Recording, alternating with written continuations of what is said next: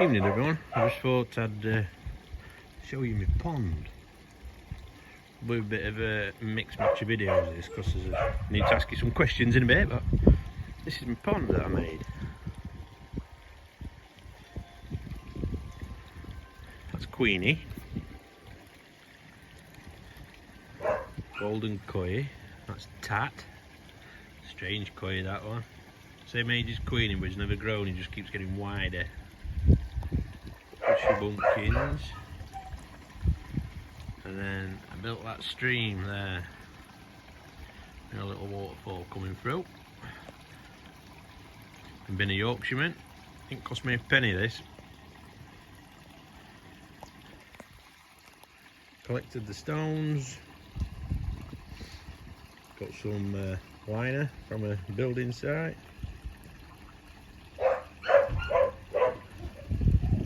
Just going from work so that dogs want to see me. But it's a right wildlife haven. So we get dragonflies, damselflies, frogs and toads. I'm sure there's some newts in there probably, but we've even seen the dragonflies emerging and hatching. So we get one of the really big ones, emerald dragonfly it's called. There's some more fish down there.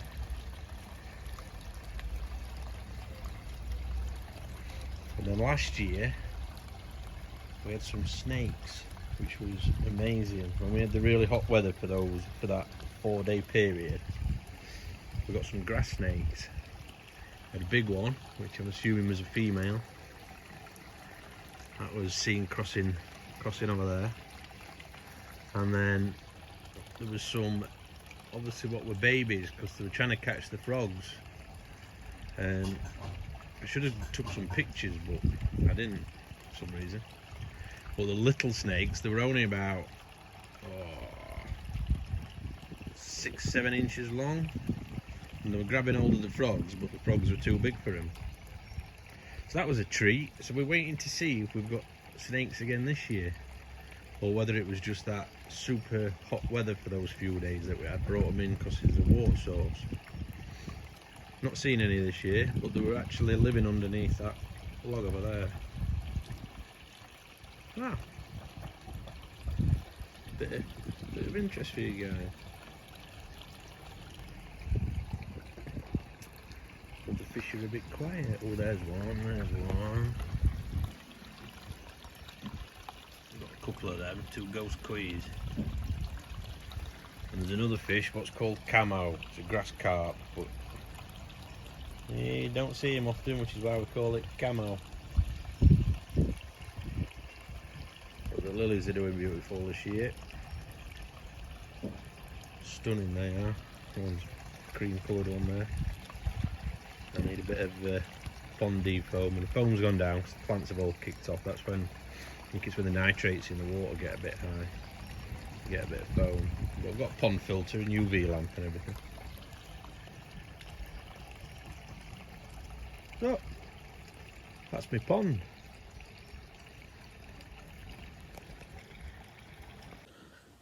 So we're back. Up everybody. So that was my pond. So that'll show you that. Done it again, Anna.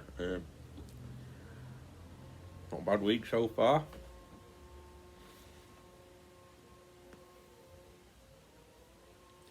Oh.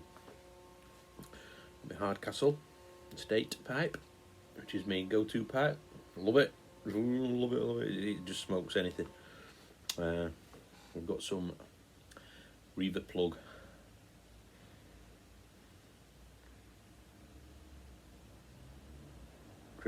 Lovely.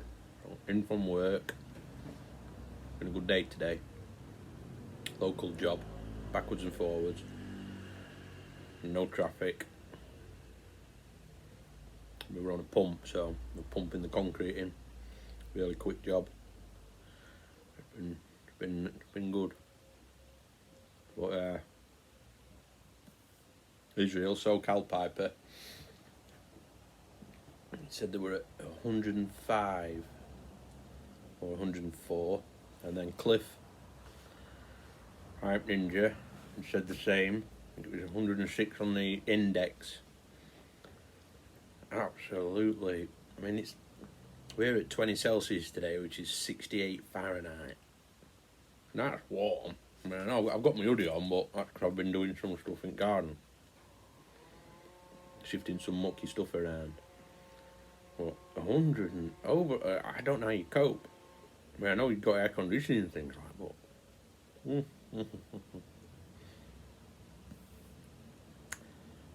Yeah. Absolutely. And the humidity level, Cliff said that if you stand out in it for like 3 minutes, you're just dripping wet through. So this is a balmy day for us. 68 Fahrenheit. 68 Fahrenheit. And then everyone moans it's too hot. God. But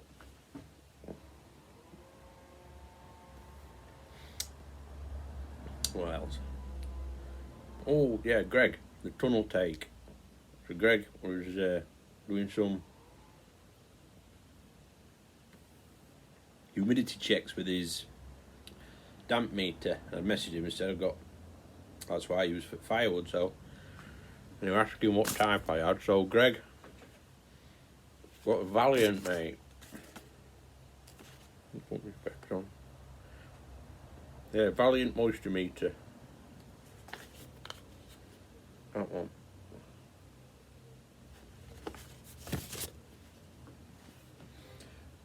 I said it's got the different modes. He said his has. So you can put it on different trees for measuring your different humidities in your wood. I use it for my firewood. So just done a little experiment. That ash tree that I cut down a couple of weeks ago with my pals, I've just checked that. That's outside drying, but that'll be for next year. So that's currently at a 45.8% moisture. So a lot of water in that. Put my specs on there. And then I've just grabbed some stuff. One from the log store, silver birch. So we'll do silver birch first. What number does that go on? Number 4, birch. So I cut this tree down at my dad's. Big silver birch tree I wanted out. So we'll put that on mode 4. Now this has been drying. I think it was last year I cut it. Yeah, it was. So this hasn't been in. I used 2 greenhouses to dry my wood out, but this has been just in my log shed. So this has been air drying for probably just over a year. I'm hoping by end of this summer it's ready for the log burner. So that's that, nice bit of silver birch. We'll check the moisture.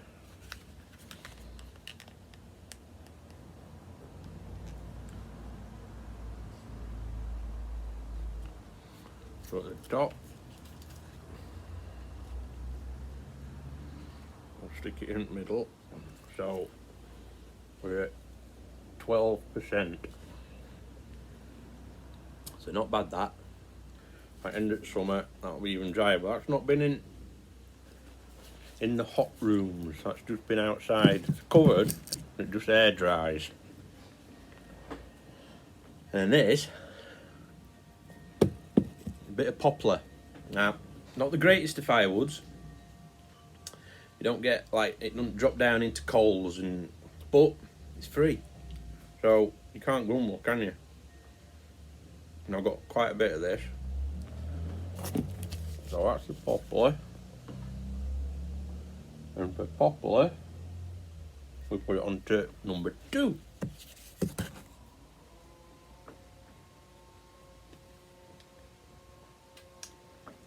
So we'll stick that in the middle.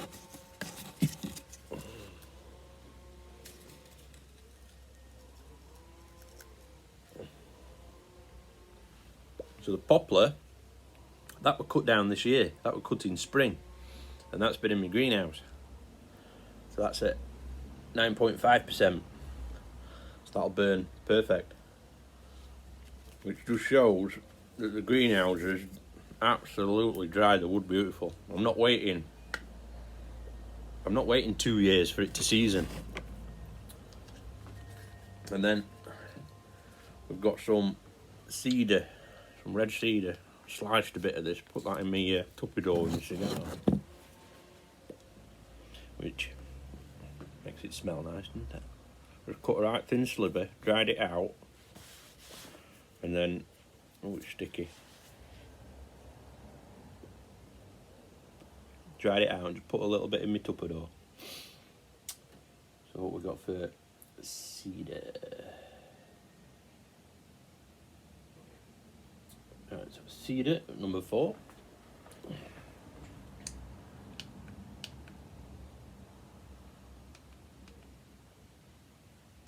So marker number 4, we'll just shove it straight in. That will cut. Got only a couple of months ago. This.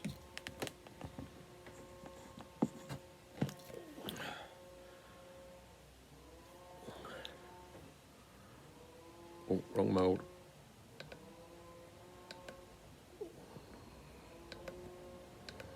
So this has been in the greenhouse as well.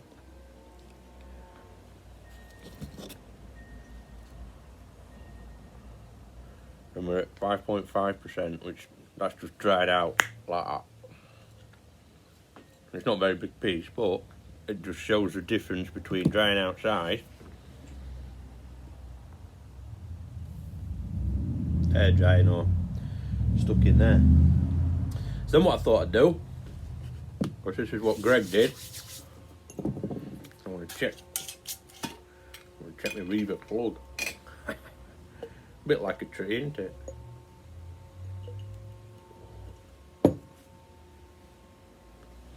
So, beautiful piece of Reaver plug. Look at that. So Randy, SMR, if you're watching this, oh, so we'll stick it in.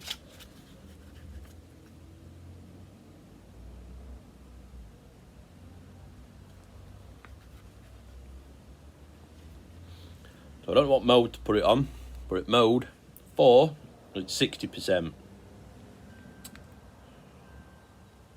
Mode 1, oh, that's for really hard woods, that Rhodesian teak wood and Brazilian walnut, so it definitely won't be that. I'd go for a pretty soft wood myself. So if we could take 43% of it, that's your poplars, your fir trees are on mode 3, 51%. So if we take an average, you're probably looking at, yeah, it's about 50% moisture level, 60%, so, and that's why we cut it and we dry it out a little bit before we smoke it, isn't it? So, that's the Valiant, Greg. Now, I've got another question. I said there'd be a few questions. I am looking for, and I need your help with this, guys, I am looking for a new chair for the garage. Because we've started doing a bit of the clear out, and Mrs. Trucking and Little Trucking, the daughter, which is not that little, is 18, but they're wanting a crafting area. So the chair I'm sat in at the moment is actually Mrs. Trucking's, which is that.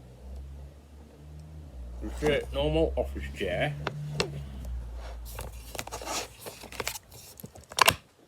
So,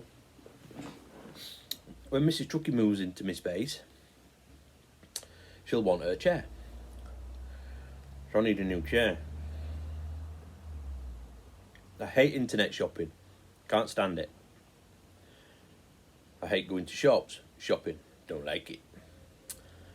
So I was on the internet, and I get confused when I'm on the internet because there's hundreds of things, isn't there? So I'm asking the guys in the YTPC, you lot, for your advice on a nice, comfortable, adjustable, officey type gaming chair.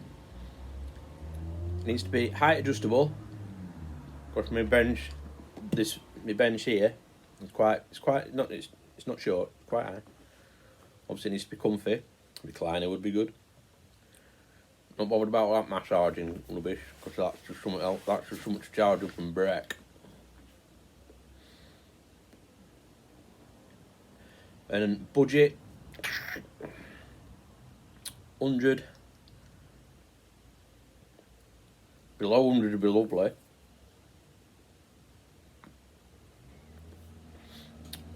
Possibly up to 150 at the very, very limit.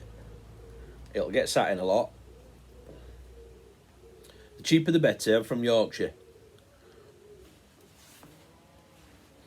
So if you could throw some names my way, guys, of ones that you've got that you'd recommend. Nice, you know, sit back, spin round, wheels, because I can move around my garage then like that, can't I? And I can move like this, I can move that way, and I can move that way, and I can spin round and like that. So just some recommendations on some nice comfy office chair, gaming chair. That'd be very appreciative, guys. Thank you very much. And that's about everything I wanted to talk about, really. So I've enjoyed my week so far. It was a special treat on Monday, Mrs. Trucking's birthday. So a huge shout out to Paul Gilson. Huge shout out. You know how much that meant to us, Paul. Paul did a couple of songs for Mrs. Trucking, Bridge Over Troubled Water, which is one of her absolute favourites.